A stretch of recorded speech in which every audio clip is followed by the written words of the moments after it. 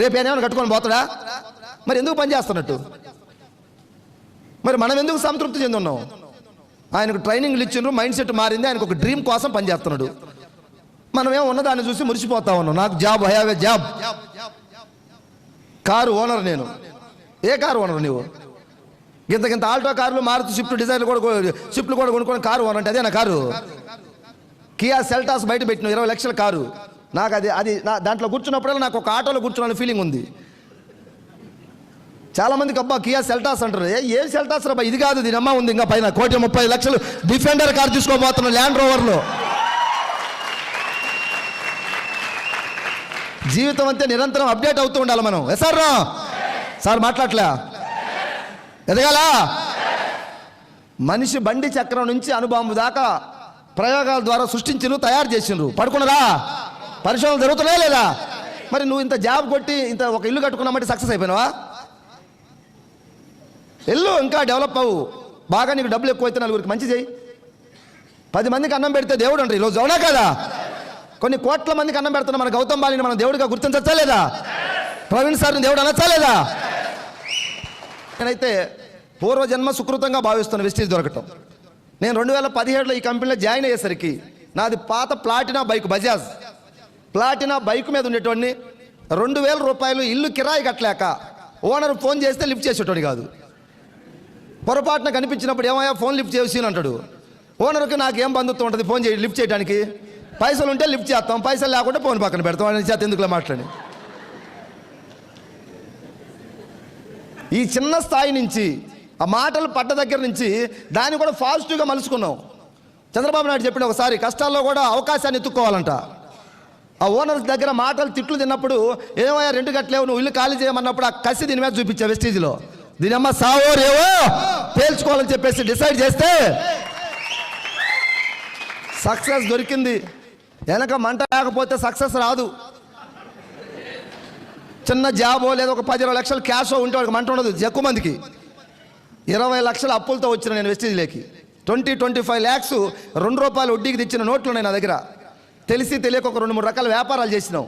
ఆ వ్యాపారాల్లో అందరికీ వస్తుంటే మనకు కూడా వస్తాయి అనుకున్నాం. అనుభవం ఉండాలి ఎక్కడ కూడా వ్యాపారాలు రావాలంటే. బిజినెస్లో అనుభవం లేకపోవడం వల్ల ఒక 20-25 లక్షలు అప్పులు అయ్యి వెస్టీజ్లో సైన్ చేసి మీటింగ్కి వచ్చిన తర్వాత వెనక మంట ఉన్నది. అది ఆ అప్పులే నా మంట.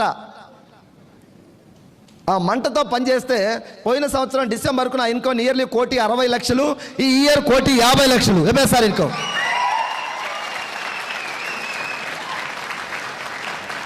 20-25 లక్షల అప్పులు తీర్చేసి 20 లక్షల కారు ఈఎంఐ లేకుండా మొత్తం స్పాట్ క్యాష్ పెట్టి కొనుక్కున్న నియర్లీ 1 కోటి రూపాయల ప్లాట్లు కొనిపెట్టుకున్న త్రూ వెస్టీజ్ ద్వారా.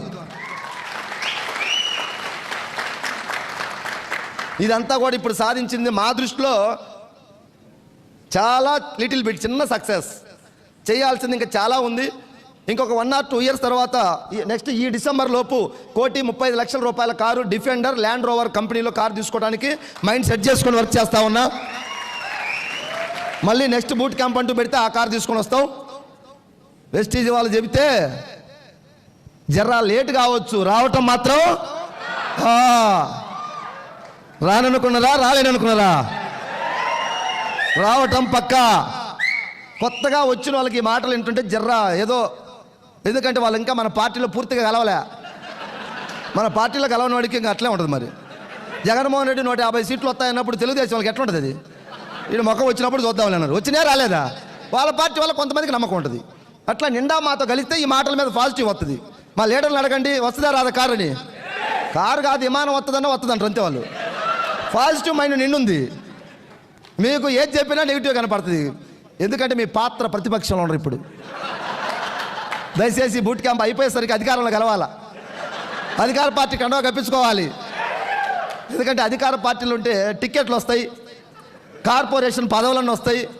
పదవులు టికెట్లు రాకుంటే పోలీస్ స్టేషన్ దగ్గర పనులన్నీ అవుతాయి. No doubt at all. వెస్టీజ్ పార్టీ 20 సంవత్సరాల నుంచి అధికారంలో ఉంది.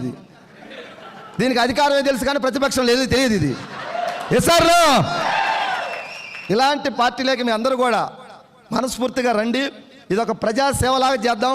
తెలంగాణ ఉద్యమంలో ఎలా పోరాటం చేసాం అలా పోరాడదాం. పేదరికం మీద ఈ పోరాటం ఉంది. ఎస్ఆర్ ఎంతో మందిని చైతన్యం చేద్దాం, గెలుద్దాం. వాళ్ళు చైతన్యం చేసి వాళ్ళని గెలిపిద్దాం.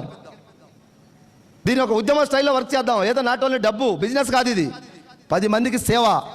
ఆ సేవా భావం నీళ్ళు అలవర్చుకో. కొన్ని వేల మంది మిమ్మల్ని చేతులు ఎత్తి మొక్కుతారు మీరు సక్సెస్ అయితే. ప్రవీణ్ సార్ నేను ఒక మాట చెప్పిండు, బయట ఒక డాక్టర్ బాగా ఇన్కమ్ సంపాదిస్తే ఎవరికి హెల్ప్ అవ్వదు, ఆయన సంపాదిస్తే. ఇంకొక అడ్వకేట్ బాగా సంపాదిస్తే ఎవరికి హెల్ప్ అవ్వదు. ఒక నెట్వర్క్ మార్కెటింగ్ ఎదుగుతున్నాడంటే తన చుట్టూ ఉన్నటువంటి వ్యక్తులు కూడా నేర్పిస్తా ఉన్నాడు అంతే. అది ఒక మార్కెటింగ్లోనే ఉంది. అందుకే మీరు ఎదుగుతున్నారంటే మీ టీం కూడా ఎదుగుతున్నట్లు లెక్కే. Yes sir. సో మీరు డెవలప్ అవ్వండి సార్, మీ టీం ఆటోమేటిక్గా వాళ్ళకి హెల్ప్ చేస్తున్నట్లు లెక్కే. సో జస్ట్ నాకు తెలిసి ఇంకొక 5 to 10 years తర్వాత వెస్టీజ్ ఎలా ఉండబోతుందని కనుక డ్రీమ్లో చూస్తూ ఉంటే ఆ ఫ్యూచర్ని ఒకసారి గుర్తు చేసుకుంటే నాకు అనిపిస్తూ ఉంది. మనకి ఇప్పుడు 33 జిల్లాలు తెలంగాణ. Yes sir. మరి రీసెంట్గా ముఖ్యమంత్రికి అక్కడ జగన్మోహన్ రెడ్డి సార్ వచ్చిన తర్వాత అక్కడ కూడా 26 జిల్లాలని, 33 ఒక 26 59 జిల్లాలు ఇలాంటి బూట్ క్యాంపులు ఒకరోజు జరుగుతుంది. నో డౌట్ జరుగుద్దా లేదా? మరి 59 బూట్ క్యాంపులకు ప్రవీణ్ సార్ రావాలంటే ఈ కార్లలో రైళ్లలో సరిపోదు అప్పుడు, అవునా కదా? అవసరమైతే వెస్టీజ్లో ఉన్న ఏపీ తెలంగాణ టాప్ లీడర్లు అందరం కలిసి ఒక హెలికాప్టర్ కొనుక్కొని ప్రవీణ్ సార్ హెలికాప్టర్లో కూడా తీసుకొచ్చి మీటింగ్లు చేద్దాం. అవకాశం ఉందా లేదా? వెస్టీజ్ ఆ స్థాయికి ఎదగబోతా ఉంది, గుర్తుపెట్టుకోండి. వెస్టీజ్ ఫ్యూచర్ని కొంతమంది మాత్రమే చూడగలుగుతారు, అందరూ చూడలేరు సార్. హైటెక్ సిటీ కట్టింది ఎవరు? చంద్రబాబు నాయుడు వాళ్ళు కట్టారు. అది రాళ్ళు రప్పలు ముళ్ళ చెట్లు కంచి. అక్కడ సాయంత్రం 5 గంటలు దాటితే ఎవరు బోరు అక్కడికి మనుషులు. నేను వెళ్ళి ఆ కట్టే టైంలో దుమ్ము ధూళి కొట్టుకుంటున్న టైంలో ఒకసారి హైటెక్ సిటీ చూద్దామని. ఈరోజు హైటెక్ సిటీ రూపురేఖలే మారిపోయినాయి. హైటెక్ సిటీ ద్వారా హైదరాబాద్ రూపురేఖలే ఎవరు నమ్మినా ఒప్పుకోవాల్సిన తీరం, సత్యం ఇది. చంద్రబాబు నాయుడు దగ్గర మంచి ఉంది, కేసీఆర్ దగ్గర మంచి ఉంది, చెడు ఉంది. జగన్మోహన్ రెడ్డి దగ్గర మంచి ఉంటుంది, చెడు ఉంటుంది. Yes sir. మనకు చెడు ఎందుకు? మనకు అవసరమా? మంచి ఎక్కడుంటే అక్కడ తీసుకుందాం. పోరాటం ఎవరి దగ్గర ఉంటే తీసుకుందాం. 13 సంవత్సరాలు తెలంగాణ కోసం కేసీఆర్ సార్ పోరాడినా లేదా? ఇక్కడ కేసీఆర్ సార్కి అభిమానులు ఉండొచ్చు, లేదా ప్రతిపక్షం వాళ్ళు ఉండొచ్చు. మనకు టాపిక్ అటుపోబాకండి. మళ్ళీ మనం వాళ్ళను విమర్శించి వాళ్ళను కామెంట్ చేసేంత స్టేజ్ మనకు లేదు ఇప్పుడు, అవునా కదా? నీకాడ ఒక 100 కోట్లు ఉంటే అప్పుడు నువ్వు వచ్చి పబ్లిక్ విమర్శించు, నో ప్రాబ్లం. మనకు సరిగ్గా ఈఎంఐలు కట్టుకోలేకపోతున్నాం, వాళ్ళు విమర్శించొద్దు, వాళ్ళ దగ్గర ఉన్న మంచిని తీసుకుందాం. 14 సంవత్సరాల పోరాటం ద్వారా మలిదశ ఉద్యమంలో తెలంగాణ వచ్చింది. Yes sir. జగన్మోహన్ రెడ్డి రాజశేఖర రెడ్డి కొడుకని ముఖ్యమంత్రి సీట్ రాలా. 9 సంవత్సరాలు చేయాల్సినవి చేస్తే రావాల్సినవి వస్తాయంట. చేసిండా లేదా? భార్య పిల్లల్ని వదిలేసి రోడ్లు పట్టుకొని తిరిగిండు, కుర్చీ కుర్చీ కుర్చీ కుర్చీ అని. నన్నూరు నరసింహారెడ్డి తెలంగాణలో టీడీపీ లీడర్ ఒక కథ చెప్పిండు. జగన్మోహన్ రెడ్డి పాదయాత్రలో భాగంగా తిరుపతి పోయినంట. వెంకటేశ్వర